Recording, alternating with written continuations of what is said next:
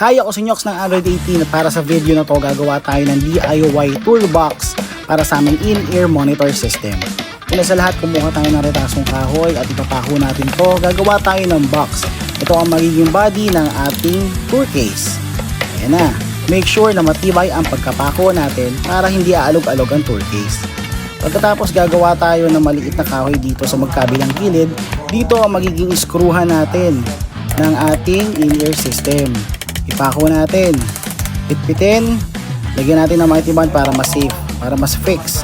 At kahit na may pako na, ang gagawin natin, i-screw natin siya dito para mas matibay. Alright. Ang susunod, babalutin natin ng tape para smooth ang ating finish. Ginagawa ko rin to para iwasan na masalubsob tayo ng mga tabas-tabas ng kahoy. Ngayon, smooth na siya dahil may tape na siya. Ang susunod ay sprayan natin. Gamit tayo ng black spray paint, sprayan natin yung loob. Ayun, dahil spray paint na yung loob natin, pinturado na, babalutin naman natin siya ng leather sticker. Itong leather sticker para magmukha siyang professional amplifier ang dating. Kagaya yung mga nabibili natin sa mga music store. Pero itong sticker na to, mabibili nyo lang to sa TikTok ng napakamura, wala pang 100 pesos. So ayan, kabitin natin. At meron ako nabili sa Mr. DIY na bracket. Ito yung corner bracket. Hindi lang to design para magmukha siyang professional looking tool case. Pero pinapatibay talaga niya yung tool case mo kasi yung mga kanto nito is pinagdidikit niya para mas maging fix. So higpitan natin maigi.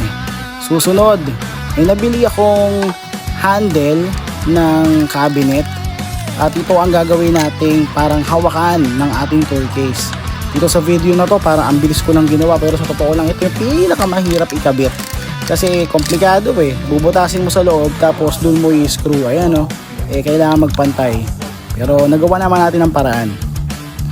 Dahil naalog siya, higpitan uli natin yung mga bracket.